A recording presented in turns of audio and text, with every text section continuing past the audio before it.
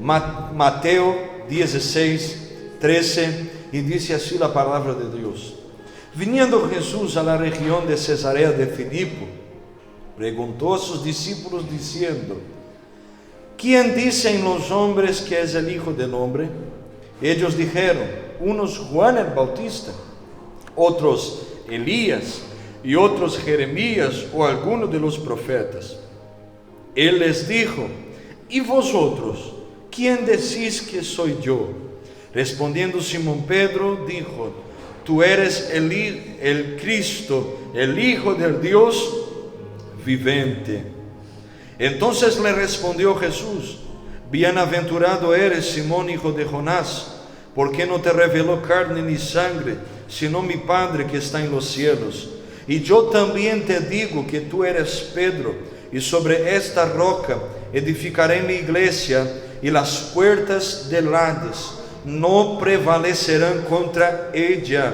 Y a ti te daré las llaves del reino de los cielos. Y todo lo que atares en la tierra será atado en los cielos, y todo lo que desatares en la tierra será desatado en los cielos. Entonces mandó a sus discípulos que a nadie dijesen que él era Jesús el Cristo. Cierre tus ojos una vez más. Señor, en esta noche te adoramos y te glorificamos. Rogamos al cielo y pedimos que tu presencia esté sobre este lugar, sobre esta casa, sobre nuestras vidas. Abre nuestra mente, abre la puerta de la revelación de la palabra y confirma todo lo que tú deseas hablar con nosotros aquí en este lugar y en esta noche, con nosotros que estamos aquí en vivo y también los hermanos por internet. En el nombre de Jesús, que todos seamos libres de toda saeta, opresión y distracción, para poder oír la voz de tu Espíritu, y quien cree y concorda va a tomar asiento diciendo amén. Amén. Gloria a Dios. Alabado sea Dios. Hermanos míos y hermanas que están aquí en esta noche, estamos hablando entonces sobre esta serie de mensajes, una iglesia viva que anuncia un Dios vivo.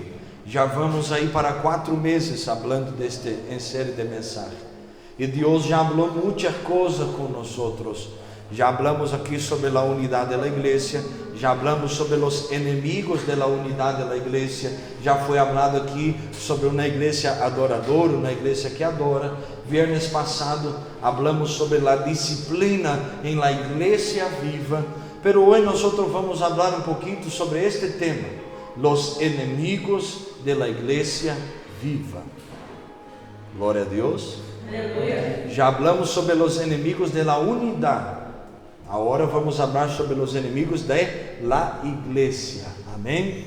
Glória a Deus. Então, que quede muito claro aí. Hoje nós vamos conhecer então os principais inimigos da igreja. Vamos saber também como os inimigos atuam no meio desta igreja, e vamos também ter resposta para poder defender nossa fé, poder defender a igreja, defender principalmente a palavra de Deus contra estes ataques que os inimigos da igreja intentam contra ela. Quando Jesus falou isto que nós leemos, Jesus hace uma declaração que me chama a atenção. Versículo 18 do capítulo 16 de Mateo. Ele vai dizer: eu também te digo que tu eres Pedro, e sobre esta roca edificarei minha igreja. E ele vai utilizar a expressão aqui dizendo: e las puertas del Hades, dependendo da tradução, vai dizer as portas del infierno não prevalecerão contra ela. Ou seja, esta igreja terá inimigos, pero estes inimigos não vão a vencer a igreja.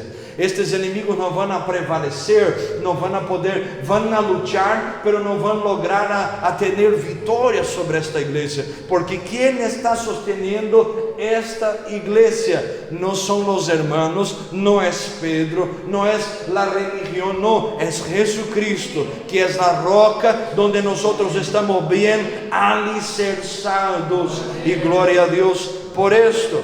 Então, vamos ter inimigos, vamos ter coisas ideologias, heresias y también enemigos que van a venir para atacar nuestra fe. Y nosotros hoy vamos a hablar sobre 3 puntos muy importantes para la vida cristiana. Primero, las ideologías que vienen para atacar nuestra fe. Segunda cosa, las heresías que vienen para también quitar el enfoque de la palabra de Dios. Y también las apostasías que atacan directamente a nosotros y nos alejan de Dios, de los hermanos y también de la palabra de Dios. Aleluya. ¿Podemos? Seguimos. Si hay un bolígrafo, un papelcito, apúntelo ahí, que esto te va a servir muy bien. Primera cosa, entonces, ideologías. Una ideología, se dice en español ideología.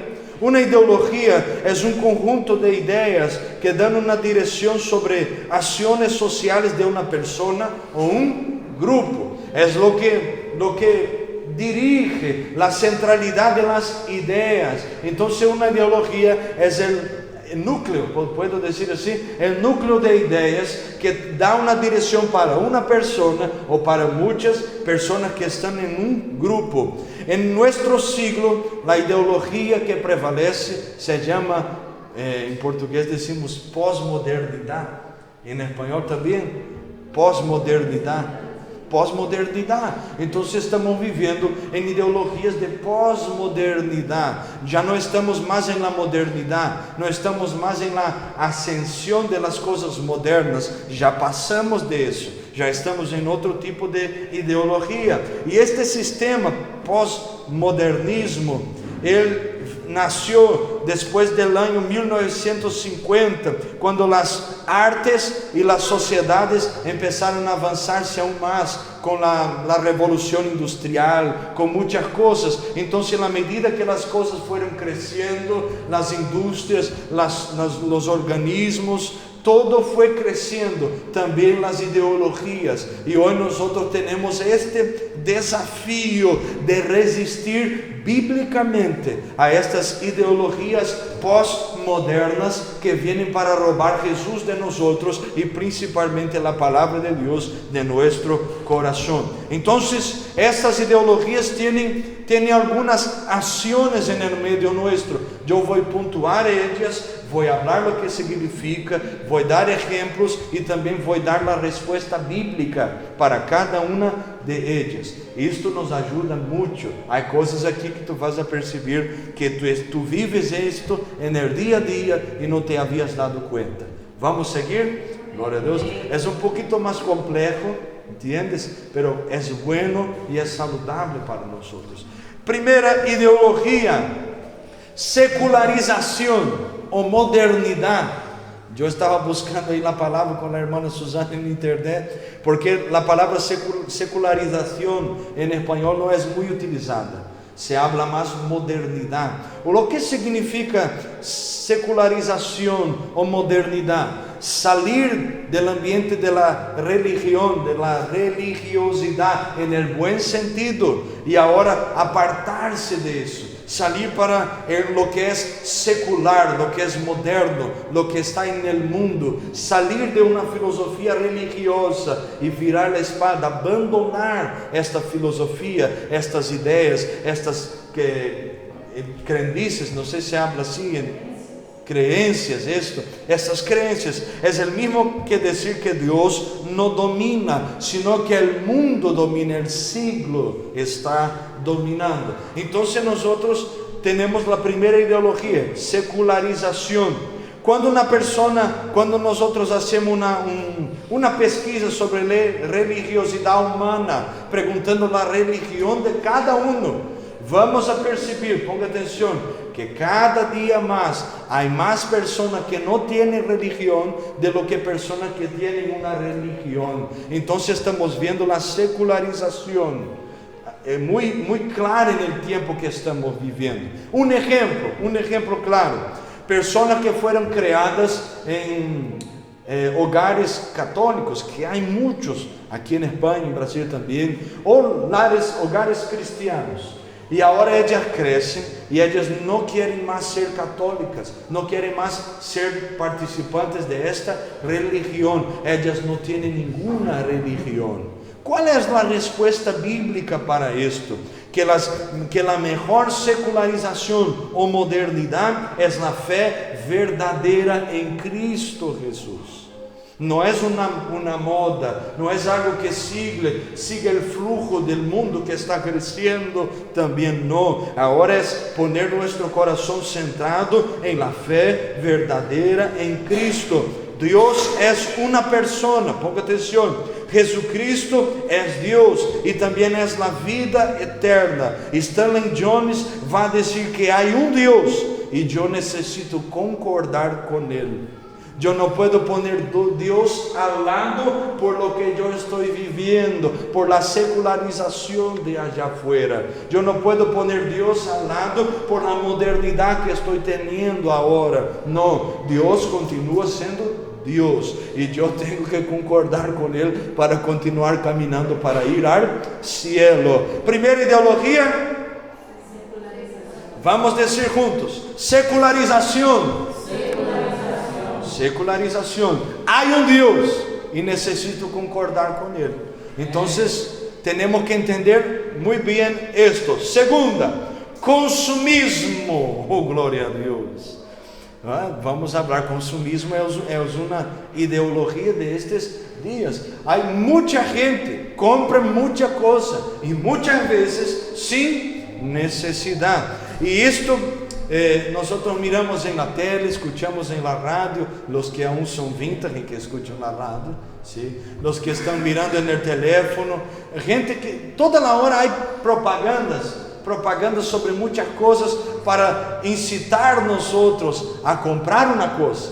A Aurora está já em Amazon e está mirando e dizendo: mira, Dieguito, mês que vem te toca comprar isso para nós outros. Então, pero uma coisa são necessidades, entende? Outra coisa são esta gana de comprar. Eu tenho que comprar, eu tenho que satisfazer, eu tenho que consumir. E nós outros estamos vivendo um tempo que nós outros não arreglamos as coisas. Nós outros consumimos outras coisas novas, cambiamos. Então, o consumismo é uma ideologia que também estamos enfrentando ela em relação a lá fé. Porque, um exemplo, quando éramos niños, teníamos um par de playeros e teníamos um para quedar em casa, para ler serviço, las coisas, e outro para sair. Agora nascem mis hijos. Ui, irmão, Deus está falando comigo. Nascem mis hijos e o hijo tem 10 tênis, sapatos para quedar em casa, 15 para salir e outros para lo que pueda suceder quando venga a tormenta. Ele tem que ter algo novo para salir na lluvia. Isto se chama consumismo, ¿entiendes? E isto viene também contra nossa fé. E temos que entender qual é a resposta bíblica para isso, pastor. A resposta é: buscar em primeiro lugar o reino de Deus e sua justiça, e as demais coisas, as outras coisas, serão também añadidas. Ojo no que te vou dizer: quem cuida del cristiano é su Senhor. Aleluia, irmão. Eu pensei que tu iba a dizer glória a Deus. Tu tienes que confiar em Ele.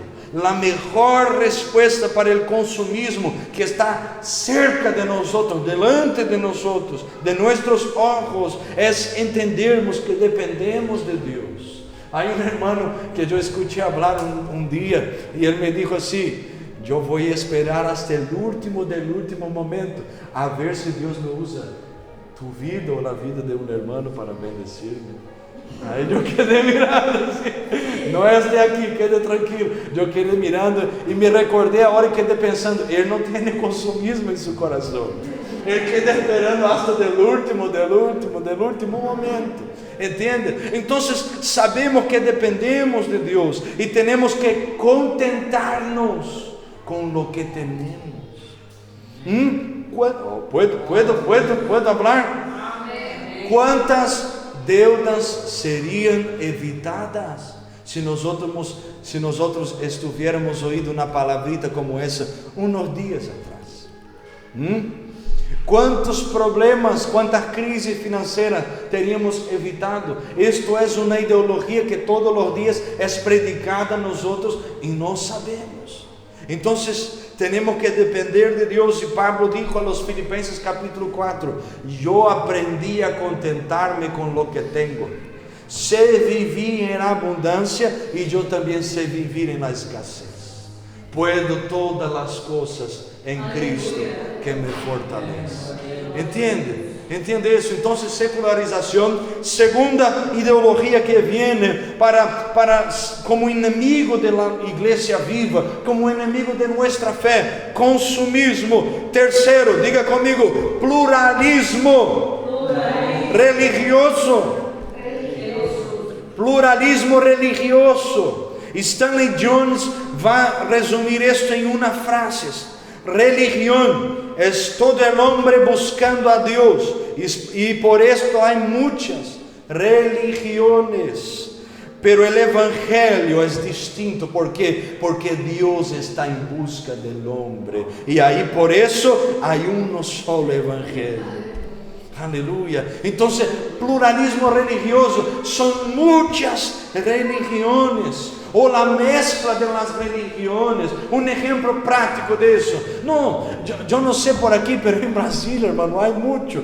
Eu vou falar de lo que conozco. Eu sou católico, pero me gusta ir na bruja, me gusta que vou ao espiritismo. Uma vez ou outra eu vou a los cristianos evangelistas também para receber uma oração. Então é uma mescla.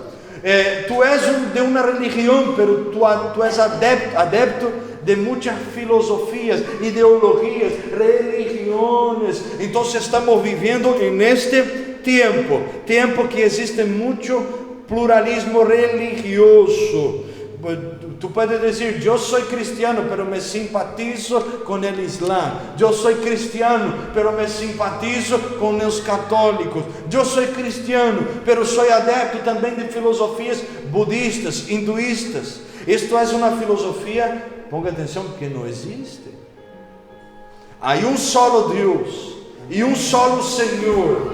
Jesucristo é su nome. Temos que entender que o melhor pluralismo religioso é a certeza de que Jesucristo é suficiente para nós. Juan capítulo 14, versículo 6, tão conhecido que hace esta ideologia cair por terra. Jesus dijo: eu sou o caminho, eu sou a verdade e eu sou a vida, e nadie viene al Padre sino por meio de mim. Então, o mundo está dizendo, as ideologias estão dizendo que há muitas religiões que tu puedes acercar-te um pouquinho aqui, acercar-te um pouquinho allá, beber de uma fuente aqui, alimentar-te aqui, alimentar-te allá, pero a palavra de Deus vai dizer que solamente Jesus pode trazer salvação e pode levar-nos ao cielo. Aleluia! Há solo Deus. Então, secularização, consumismo, ponga atenção aqui, em nome de Jesus. Pluralismo religioso, déjame ver se me olvidei de alguma. Pluralismo religioso. Terceira, quarta, privatização, de privado, de estar solo. Privatização. Compreende-se por privatização o processo por lo qual a pós-modernidade engendrou um abismo entre a vida pública e a vida particular, a vida privada. Então já não é a mesma coisa. Eu sou uma coisa já e eu sou outra coisa acá. Uma coisa eu sou no trabalho e outra coisa eu sou em casa. Um apartar do ambiente social do homem. A privatização permite que os indivíduos compensem em la vida privada lo que publicamente eles não podem fazer. E aí vas a entender algo aqui. é um homem que é casado, uma mulher que é casada, que tem sua vida natural, social, conjugal, pero em la privatização por la noche, está em la pornografia, en el adulterio, hablando com outra gente no teléfono, escondido, ¿entiendes? ¿Por quê? Porque ele tem seu papel como esposo, pero tem sua vida particular. Então, a privatização também é algo muito predicado hoje. Tu puedes ir à igreja, pero tu puedes fazer tus cositas allá escondido que nadie te vai ver. ¿Entiendes esto? ¿Queda claro? Então, privatização é algo que também lutamos, porque se eu sou de Deus aqui, eu sou de Deus em casa, eu sou de Deus quando nadie me vê, porque a Bíblia diz que seus olhos são como antorchas de fuego, contemplando os malos e também os buenos. Aleluia. Então, resposta bíblica para isso: melhor que a privatização é saber que a igreja é propriedade exclusiva de Deus. 1 de Pedro 2:9, pueblo adquirido, nação santa, para que anuncie a obra daquele que nos chamou de las tinieblas para sua maravilhosa luz. E temos que entender o que Deus disse em Isaías 42, versículo de número 8: Deus não divide sua glória com nadie. Todo é para Ele, e se somos de Ele, somos de Ele. Não podemos ter um pedacito para nós outros. Então, a privatização ensina, pero Deus também nos ensina e nos ajuda a vencer estas coisas. Quinta coisa, relativismo moral. Estamos falando de ideologias. Relativismo moral. ¿Quién es lo que determina lo que es moral y inmoral? Se habla inmoral y moral también. Lo que es lo que determina? Esta ideologia vai dizer que a linguagem é incapaz de comunicar exatamente a verdade. Então, o que é verdade para Ana não é verdade para Celi, o que é verdade para Jairo não é verdade para mim, porque a verdade é relativa. Então, Jesus é tu Salvador, pero para ti Jesus é Salvador, para mim Salvador é Buda ou é Mahoma. Então, a verdade é relativa. Temos que entender que a resposta bíblica a respeito de isso é sabermos que há uma verdade absoluta, que Jesucristo é a palavra de Deus, e o mundo e seus próprios conhecimentos jamás vão conhecer o que é esta verdade. Por isso dijo Jesus: o mundo passa e seus desejos, mas a palavra de Deus permanece por lo sempre. Os valores de Deus são imutáveis. Então, primeiro ponto que hablamos aqui, as ideologias, secularização, modernidade, consumismo, pluralismo religioso, privatização e relativismo moral. Quando hablamos com nossos colegas de trabalho sobre este relativismo moral, ele te vai dizer: pero por que vives uma vida com uma mulher sola? Se tu puedes ter outras, pero isso não é certo. E ele te vai dizer: isto não é certo para ti, pero para nós outros todo é assim. Então, a palavra de Deus vai ensinar nós outros que há uma verdade, que é a Bíblia, e mientras estamos no meio do caminho, estamos lejos de Deus, pero quando tomamos uma posição a respeito de las coisas de Deus, começamos a viver para a glória de Deus e entender que a palavra de Deus é o único que tem e deve ter poder e exercer verdade sobre minha vida e sobre meu coração. Secularização, consumismo, pluralismo religioso, privatização e relativismo moral, ideologias.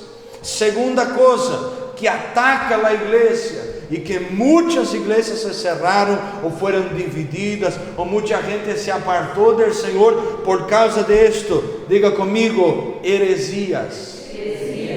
Heresias. O que é uma heresia? Pablo e a Bíblia vão falar muito sobre isso. A palavra heresia significa exatamente uma decisão, em português queda melhor, escolha.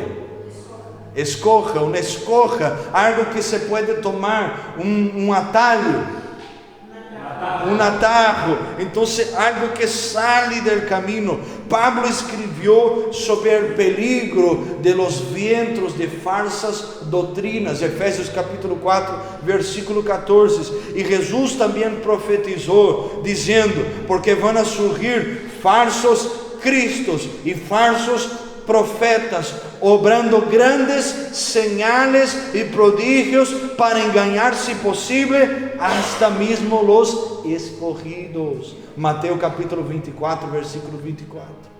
Entonces nosotros vamos a enfrentar este enemigo, heresías que se levantan para sacar nosotros. Con lo pasar de los años, las heresías tomaron el sentido de una doctrina o una interpretación teológica que alguien adopta, mas no y también rechaza como falsa, porque hay los dos lados, aquel que acepta la heresía y aquel que lucha contra ella. Entonces aquel que acepta y aquel que rechaza como falsa. Las heresías deturpan, ¿existe esa palabra?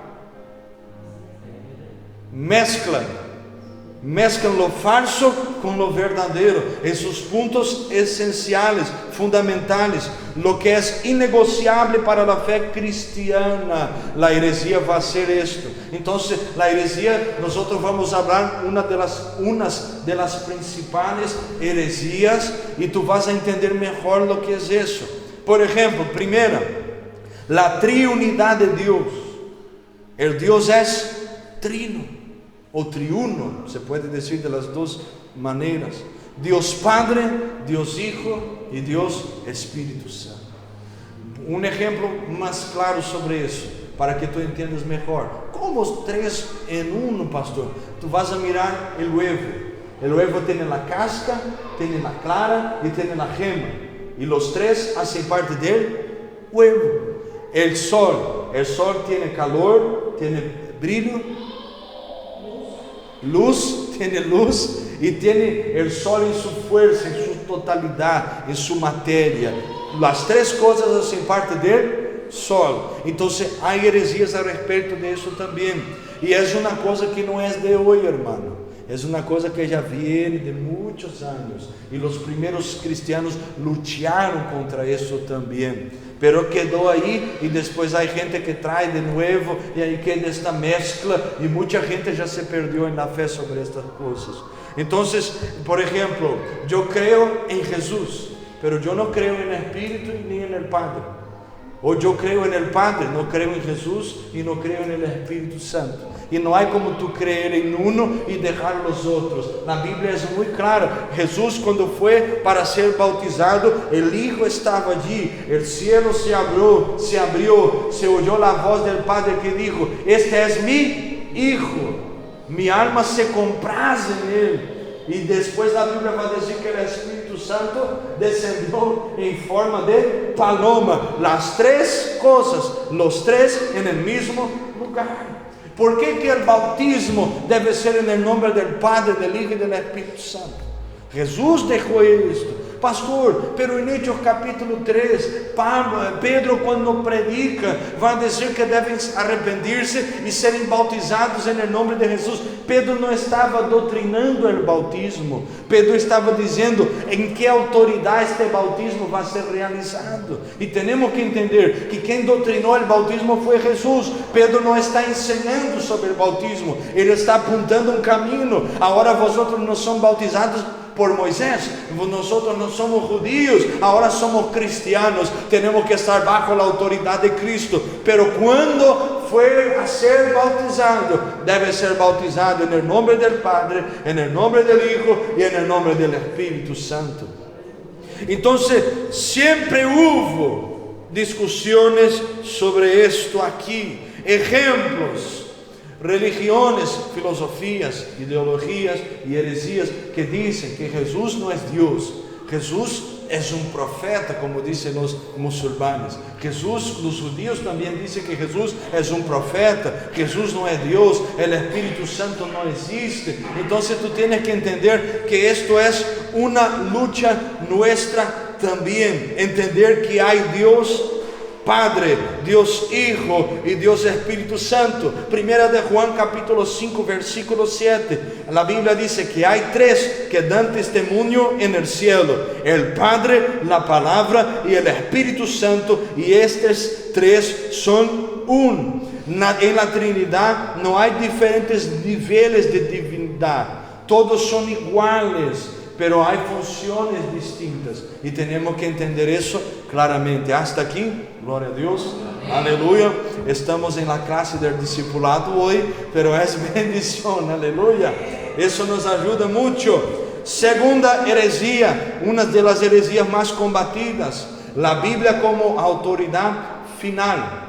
Alguien dijo que la Biblia es la madre de todas las herejías, porque no la conoce. Entonces, muchas sectas, como saectas, no es de flecha, saectas de sectas, muchas sectas, aleluya, muchas gracias, hablan de la Biblia o también tienen su propio libro para interpretar la Biblia. Y ahí nosotros tenemos que poner atención aquí. Las herejías surgen cuando no se acepta la Biblia como autoridad final. Muchas religiones hablan algunos versículos de la Biblia, pero la palabra final viene de sus líderes y no de la palabra de Dios. Entonces, ponga atención ahí cuando tú estás ahí en la Biblia y la Biblia dice una cosa y alguien te va a enseñar otra cosita. Por ejemplo, los mormones tienen la Biblia, ellos hablan de la Biblia, pero la palabra final está en el libro de Joseph Smith, ¿entiende? Hasta el bautismo que es hecho en el nombre de Joseph Smith. Tú tienes que poner atención en estas cosas, ¿entiendes? Entonces, entender que la Biblia es la palabra de Dios. Ojo aquí, la Biblia no contiene la palabra de Dios. La Biblia no tiene partes de la palabra de Dios. La Biblia es la palabra de Dios. Ella habla, está hablando. Entonces no puede venir pastor, semidios, reverendo, obispo, puede venir el papa, puede venir el rey de reyes. No. La Biblia es la palabra de Dios. Y la Biblia dice que si venir un ángel del cielo, con luz, con toda su gloria, y predicar otro evangelio, nosotros debemos ser anátemas a esto. Hablar que es anátema y no recibir esta palabra. Entonces es una cosa que tiene atrapado mucha gente también, ¿entiendes? Às vezes la iglesia tiene una carita de cristiano, tiene una manera de cristiano, pero hay una cosita ahí en el medio, hermano. Sabe que entristecen al Espíritu Santo, quitan la presencia de Dios del medio del pueblo. Y tenemos que entender que esto es algo fundamental. Otra cosita, tercera, la divinidad eterna de Jesucristo. Históricamente la iglesia pasó 400 años enfrentando las llamadas controversias cristológicas. ¿Puedo decir así? Luchas contra esta cuestión. La verdad, necesitamos responder una pregunta: ¿quién es Jesucristo? Y muchos van a traer muchas doctrinas extrañas, de cosas raras en la fe bíblica, algunas de las cuales acaban negando que Jesús Cristo es Dios. Y esta negación contradice totalmente a nuestra fe. Entonces hay doctrinas que están negando que Jesús es Dios, y tenemos que entender que Jesús es Dios. Jesús es Dios. Juan capítulo 1 va a decir claramente sobre eso en los primeros versículos. Un ejemplo más claro de esto, cuando encontramos a alguien que dice: yo creo que Jesús tiene una buena palabra, pero él no cree que él sea un salvador o Dios. Yo entiendo la filosofía de Jesús, pero no lo acepto como mi Señor y Salvador. ¿Entiende? Entonces Jesús es Dios y la Biblia habla sobre eso, y nosotros no tenemos como huir de estas cosas. La Biblia va a decir que sin Él nada de lo que fue creado sería creado, porque sin Él nada sería hecho. Por Él y para Él y por Él son todas las cosas. Entonces Jesús es Dios. Otra cosita, hasta aquí, gloria a Dios, aleluya, ayúdame ahí. mediación exclusiva de Jesucristo. ¿Cómo así? La Biblia dice que hay un solo mediador entre Dios y los hombres. 1 Timoteo capítulo 2 versículo 5. ¿Quién es? Jesucristo, hombre. Pero hay cosas, heresías que enseñan, por ejemplo, en el catolicismo, que no debemos ir hasta Jesús, debemos ir por María, y María va a interceder por nosotros. Nosotros no rechazamos hermana María porque fue un instrumento de Dios para traer el Salvador al mundo, pero ella no tiene nada que ver. Una cosa que nos ayuda a entender bien esto es cuando miramos para la cruz, vamos a ver un hombre que estuvo allá, un solo. ¿Quién estuvo allá? Jesús. Él murió por nosotros. Él entró en los santos de los santos como sacrificio perfecto, se entregó por nosotros. Y la Biblia dice que el velo del templo se rasgó de alto a abajo y ahora el acceso está libre. Hebreos capítulo 12, para que todos nosotros entremos también allá en el trueno del Señor y podamos alcanzar misericordia también por el sacrificio del Señor Jesús. Entonces hay un mediador, un intercesor, Jesucristo. Aleluya. Entonces hay heresías que hablan que no necesitamos ir para Jesús. O vas a ir al liderazgo de la iglesia. No, hermano, tú tienes que ir a Jesús. Nosotros aquí te ayudamos a llegar hasta Él, pero Él es el camino y nosotros no somos el peaje. Gloria a Dios por eso. Si no iba a salir muy caro también. Gloria a Dios. Otra cosita, hasta aquí, gloria a Dios. Muerte expiatoria y resurrección corporal de Jesucristo. A través del siglo vamos a encontrar muchas y muchas cosas, como la película aquella. ¿Cuál? ¿Cómo? De Tom. No, la pasión de Cristo no. Aquella que ellos hablan que Jesús tuvo una hija con María Magdalena. Entonces, lo que quiero decir es que hay muchas cosas diciendo que Jesús no resucitó, ¿entiendes? No murió y no resucitó por nosotros, sino que Jesús tuvo una familia con María Magdalena y no sé lo que, y tarará, y tarará. Pero esto es tontería, hermano. Tú imaginas que hace 2000 años que están intentando probar eso y no consiguen. ¿Entiende? En la época de Jesús, los mejores investigadores eran los romanos y ellos estaban como guardias allá. Hay gente que va a decir mucha tontería, pero Jesús sí murió, Jesús sí resucitó. Y si Jesús no murió y no resucitó, nuestra fe es vana, dijo Pablo. Pero Él murió y Él resucitó. Tenemos una esperanza. Y de la misma manera que Él ascendió al cielo, Él también volverá, hermano Jairo, y nosotros subiremos con Él para la gloria eterna. Aleluya. Entonces tenemos que entender que Cristo murió por nuestros pecados, que Cristo es el centro de la fe cristiana, y el mensaje del cristianismo es: Él murió, Él resucitó, Él ascendió y Él volverá también a buscar a nosotros. Da una prédica esa en muerte, déjame ahí, aleluya. Entonces, estas son las heresías. Hablamos de las ideologías, hablamos de las heresías, y ahora vamos a hablar de la tercera parte. El tercer enemigo de la iglesia viva, de la fe cristiana, que se llama apostasía. Ideología, heresía y apostasía. Gloria a Dios. Entonces, lo que es una apostasía, o alguien que es un apóstata, é alguém que abandonou a fé, é alguém que virou a espalda para o cristianismo, para Jesus. O termo apostasia foi muito utilizado na Grécia antiga para descrever o soldado que começava a lutar contra su esquadrão, seu próprio exército.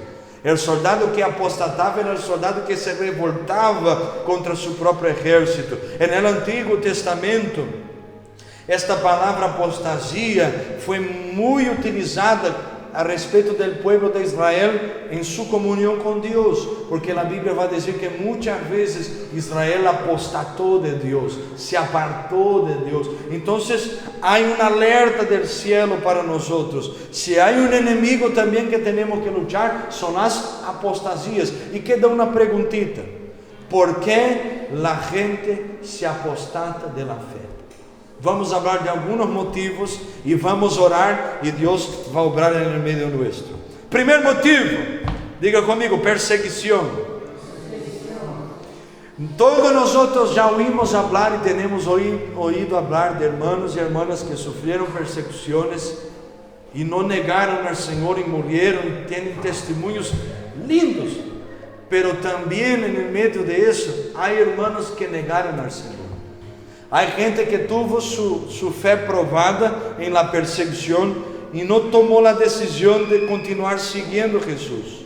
Há gente que negou ao Senhor porque enfrentaram angústias, calúnias e persecuções. É importante nós entendermos que perseguição não significa necessariamente uma violência, uma ameaça de espancamento, de morte. Pode ser também um chisme, pode ser uma calúnia, uma difamação, algo que é contra a pessoa a respeito de sua fé. Há muita gente que deixou o Senhor por causa das persecuções na casa, na família, porque começou a buscar a Deus, porque começou a buscar ao Senhor. Há gente que não está resistindo ser cristiano, porque começou a ser perseguido. Eu te vou contar uma cosita: se há uma certeza que vamos ter quando entregamos nossa vida ao Senhor, é que vamos ser perseguidos por nossa fé. Vão chamar a nós de quadrados, de retangulares, de hexagonales, vão chamar nós de muita coisa. Pero é melhor ser quadrado, retangular e hexagonal e ir ao cielo de lo que ser redondito e acabar descendendo para ir ao inferno. Melhor é não negociar a fé, não negar a fé, não deixar o Senhor, por mais que venga lá perseguição em nossas vidas. Mateus capítulo 24, a Bíblia vai dizer que nos últimos dias, nos postreros dias, ai irmão, e aí vai ter uma lista. Que a Bíblia diz que os últimos dias vão ser como os dias de Noé, que eles se casavam, se davam em casamento, e Noé se levantou para predicar a palavra de Deus, e eles se burlaram de Noé, hasta que vino a lluvia, e a arca subiu nas águas, e não houve mais salvação. Temos que entender que vamos ser perseguidos, e eu te pergunto aqui, esta parte da apostasia é melhor para aplicarmos, entendes? Tu estás disposto a ser perseguido e não virar a espalda para o Senhor? Oh, irmão, tu estás pensando é porque tu estás aí no meio do caminho. Estás disposto, sim ou não? Ou tu és soldado que vai poner-se no meio da batalha, ou tu não és nada, tu quedas em casa comendo pipoca e mirando película. Pero nunca vas a saber lo que es luchar la buena batalla y llegar al cielo y recibir con honor el galardón que Dios tiene para aquellos que son buenos soldados de Cristo Jesús. Entonces yo quiero ser perseguido, hermano. Aleluya. Y cuando venir, gloria a Dios. Amén. Outra apostasia, diga comigo: mundanismo. Santiago capítulo 4, versículo 4, a Bíblia diz que aquele que deseja ser amigo do mundo é inimigo de Deus. Em português há uma palavrita que nos dá outra percepção melhor de lo que Santiago estava dizendo. Aquele que deseja ser amigo do mundo se vai constituir inimigo de Deus. ¿Por quê? Porque ou temos aliança com Deus, ou temos aliança com o mundo. Ou servimos a Deus e temos Ele como nosso Senhor, ou nós servimos ao mundo e temos ao mundo como aquele que nos lleva, nos guia, nos dirige. Então, há muita gente que apostatou da fé por causa deste mundanismo. Há uma musiquita, pastor, uma películazita que tem umas cenas, em cena pornográfica que eu não passo rápido, quedo mirando, coisas, linguajar trabajar, una manera de hablar, las palabrotas, el mundanismo que va entrando en el corazón y creando raíces en su alma. Dios te quiere liberar de eso, porque la Biblia dice que aquel que ama el mundo, el amor del Padre no está en él. Primera de Juan 2:15.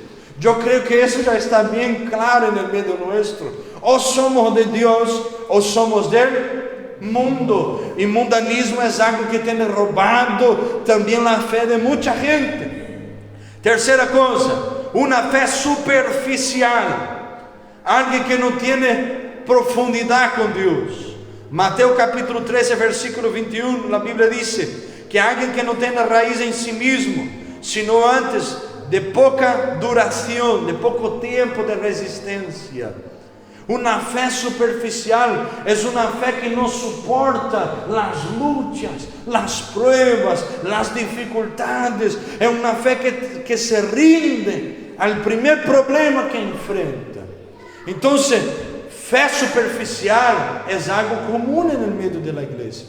Yo soy un ejemplo, una persona que es un simpatizante del cristianismo, está aquí, pero aún no tomó la decisión, pero se siente bien alabando a Dios, se siente bien escuchando la palabra, pero no tiene raíces, y ahí queda años en la iglesia, y conocemos gente así, años, pero cuando viene un problema mayor, chispa fora, deja el Señor, vira la espalda. ¿Por qué? Porque no tiene profundidad en la comunión con Dios y no soporta. Tenemos que entender lo que Hebreos capítulo 5, versículo 11 al 14, la Biblia está diciendo allí, diciendo que los hermanos ya no deberían más alimentarse de la leche espiritual, sino que deberían comer el alimento más sólido, algo que sostenía a ellos. Y el escritor va a decir, continuando hasta el capítulo 6, es una lectura un poco compleja, pero es profunda también. Él va a decir, vosotros ya eran para ser maestros en la fe, pero aún son niños en la fe. Una fe superficial es una fe que se contenta en alimentarse con la lechecita, pero una fe verdadera es una fe sólida, una fe que me lleva más cerca del Señor.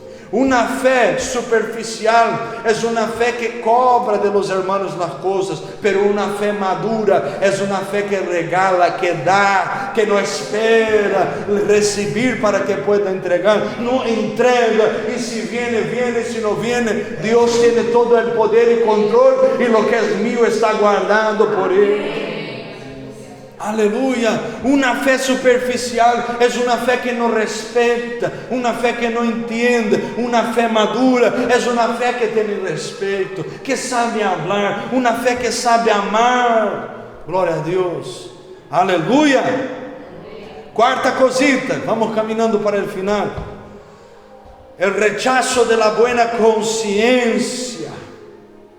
Todos nosotros tenemos conciencia, buena y mala. Conciencia es lo que pasa en tu cabeza y tú escuchas muchas veces la voz de ella ahí, cuando tienes que tomar una decisión y viene el discernimiento de tu conciencia de lo que estás haciendo, si es cierto o si es algo errado. La conciencia está ahí. Y cuando nosotros rechazamos la buena conciencia, la voz de la buena conciencia de nuestra cabecita linda que Jesús nos dio, nosotros corremos también un riesgo de apostatarnos de la fe. Siempre vamos a escuchar la vocita de ella hablando aquí, no es cierto, ¿eh? Mira lo que tu madre te enseñó, mira lo que la palabra de Dios dice. Hay una voz, y alguien dijo que la conciencia es la voz de Dios en nuestra alma. ¿Entiende? Porque siempre ella te va a llevar la buena conciencia para un camino bueno, de hacer las cosas correctas. Por eso dijo el escritor a los Hebreos, capítulo 3, versículos 7 y 8: si hoy oíres la voz del Señor tu Dios, no endurezca tu corazón. Cuando tú no escuchas la voz de tu conciencia, ella para de hablar. É como a voz do Espírito Santo. Ele te habla, pero tu não toma a decisão. Ele te habla, pero tu não lo haces. E ele vai deixando de hablar. E não é que ele se está apartando, és tu que estás se alejando de ele. Ele continua hablando, pero mientras tu te apartas, mais lejos a voz de ele vai quedar. Aleluia. Então muita gente se apartou porque não escuta mais a voz de la buena consciência. Quinta coisa, prosperidade. Muita gente, porque estava na prueba, começou a buscar a Deus, e Deus bendice, irmão. Deus bendice, não há como negar isso. Nós somos resultados desta bendição e desta prosperidade. Prosperidade não é dinheiro, prosperidade tem que ver com bem-estar, com saúde, com bem-estar personal, com alegria, paz, poder acostar a cabecita em la almohada por la noite e ter a consciência limpia de que todo está bem, porque Deus me ha prosperado. Não é uma parte de tu vida. Prosperidade bíblica é todas as áreas de minha vida bendecidas, prosperadas e em vitória. Aleluia.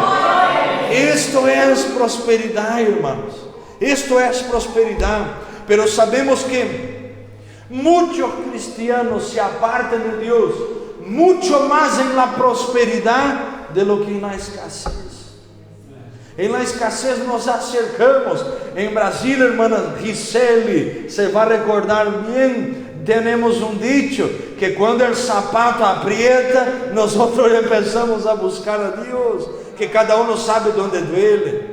E aí muitas vezes Deus permite para que lo busquemos, pero la prosperidade, segundo nosso irmão e pastor predicador Charles Swindoll, ele vai dizer que existem dois períodos difíceis na vida cristiana: o primeiro de la diversidade e o segundo de la prosperidade. De los dois, dijo ele, el último é o mais difícil, porque quando estamos bem, temos uma tendência de não nos recordarmos que somos dependentes de Deus. Puedo dizer algo aqui? Quando o dinheiro cai na conta e tu não tens que orar para que Deus envie a provisão, tu te olvidas muitas vezes de dar graças. Eu já orei, irmãos, e continuo orando a respeito disso. E eu digo: Senhor, se tu me queres bendecir, pero tu lo sabes, se isto que vai venir de tus manos, e Deus tem hablado muito com nós sobre isto, que vai levantar esta igreja, uma igreja com bienes, com possibilidade para alcançar outras nações também.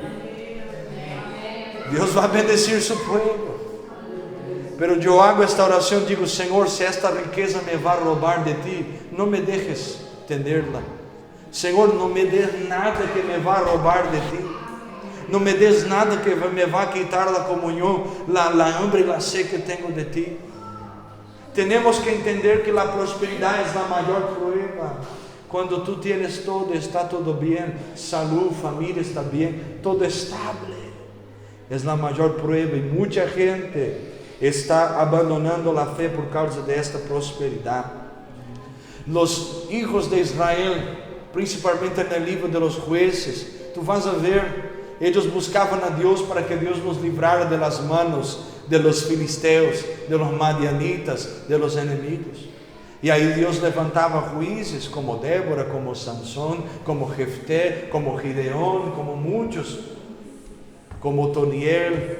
E aí Deus livrava eles, e eles se apostatavam de Deus.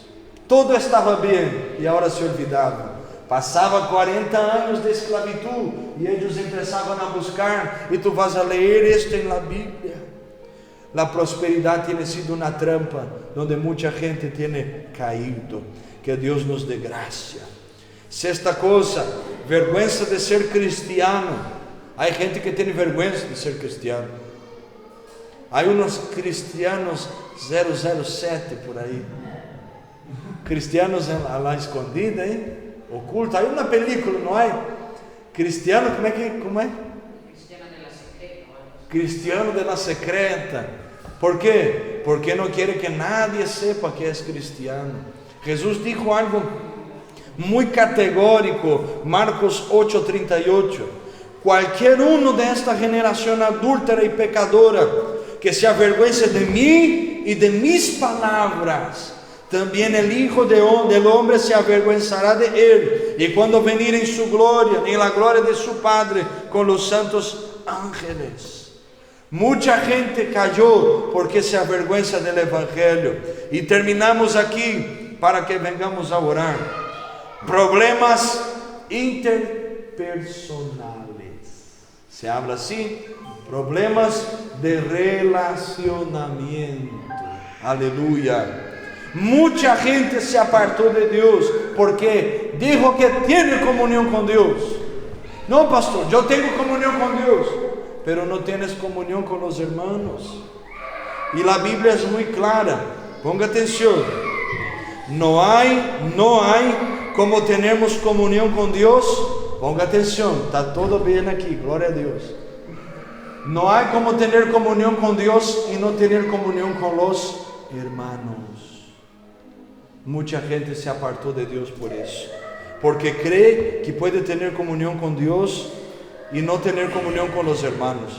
La ausencia de perdón y reconciliación entre los hermanos quiebra la comunión con el Padre Celestial, y esto tiene llevado a muchos a desviarse de la verdad. Que Dios nos dé gracia para que vengamos vencer los enemigos de la iglesia, las ideologías, las heresías y las apostasías. Yo creo que Dios habló con nosotros hoy, y que la gracia del cielo sea sobre ti y sobre tu vida. Yo termino con eso.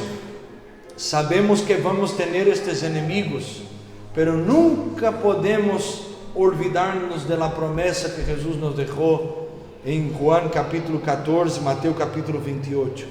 Él dijo que en el mundo tendríamos aflicciones. Él dijo que la puerta del infierno no prevalecería, pero Él también dijo que estaría con nosotros todos los días hasta su venida. Aleluya. Vamos a orar ahora. Vamos a orar. Gloria a Dios. Vamos a orar ahora. Póngate de pie en el nombre de Jesús. Vamos a orar. Y yo quiero, antes de orarmos, que tú cierres tus ojos. Y quiero hacerte algunas preguntas. Todos con los ojos cerrados, por favor, meditando en la palabra. Lo que hablamos hoy es muy en serio. Cierre tus ojos, por favor, en el nombre de Jesús. Y yo quiero preguntarte, ¿cómo tú tienes reaccionado delante de estas ideologías que hay hoy? ¿Cuáles son las ideas que tienen influenciado tu vida? Secularización, consumismo, pluralismo religioso, privatización, relativismo moral. ¿Tú estás listo para defender tu fe delante de las heresías? ¿Tú oras y ayudas a los hermanos más flacos a vencer en las trampas de la apostasía? ¿O tú tienes el hermano o la hermana hundir aún más? En esta noche el Espíritu Santo pregunta a nosotros: ¿qué estás haciendo? ¿Estás luchando para que puedas vencer, o tú estás rindiendo a esto? En el nombre del Señor Jesús, oramos en esta hora. Y Padre Celestial, rogamos que del cielo venga la capacitación necesaria para cada uno de nosotros, adentro de nuestras culturas personales. Señor, danos gracia para vencermos las ideologías, danos gracia para vencermos las heresías, danos gracia para vencermos las apostasías. Sabemos que el enemigo se va a levantar, que las cosas del enemigo se van a levantar contra nosotros, las puertas del infierno van a levantarse, pero rogamos a ti, ayúdanos a vencer, ayúdanos a sermos fuertes para vencermos todo lo que está viniendo en este tiempo contra nosotros, contra tu iglesia, contra la vida de tu hijo y tu hija. Ahora oremos, oh Dios, Rabacataraya, en el nombre de Jesús. Jesús, oremos y pedimos, venga gracia del cielo, venga discernimiento del cielo, venga poder del cielo, para que puedas vencer y alcanzar la promesa que de Dios viene, la vida eterna, la salvación y el cielo, en el nombre poderoso de Jesús. Y quien cree va a decir amén. Amén, gloria a Dios. Entonces hablamos sobre los enemigos de la iglesia viva. Que Dios te bendiga. Yo creo que valió la pena estar en la casa de Dios. Que Dios te bendiga mucho. No te olvides de domingo venir para participar del culto. Aleluya. Cansado, vamos juntos a adorar a Dios. Y mientras Dios está siendo adorado, Él va renovando nuestras fuerzas. Recuérdate de lo que dice la Biblia, que Abraham fue fortalecido mientras daba gloria a Dios. Aleluya, gloria a Dios. Aleluya. Vamos a orar una vez más. ¿Alguien tiene alguna duda? ¿No? En el final puedes hablar conmigo si hay algo que no quedó claro. Es importante que tú saques tus dudas. Este es un culto de enseñanza y nosotros estamos aquí todos, sin excepción. Yo, tú, nosotros, para aprendernos un poquito más de las cosas de Dios. Amén. Cierra tus ojos entonces. Señor, te alabamos, te damos gracias, te glorificamos. Señor Dios, guarda nuestras vidas, guarda la vida de cada hermano, cada hermana, todos que están aquí. Confirma a bendición del cielo, la protección, el revestir de tu espíritu y de tu gloria. Señor, líbranos de las ideologías, de las heresías y de las apostasías. Que nosotros estemos en tus manos siempre bien guardados. Que el gran amor de Dios nuestro Padre, la gracia del Señor Jesucristo y la presencia del Espíritu Santo sea con todos que van a salir de aquí deseando vencer el enemigo de la iglesia viva. Y quien cree y recibe todo lo que fue ministrado, va a darle el amén más fuerte de ouvido. 1, 2, 3. Amén. Amén. Que Dios te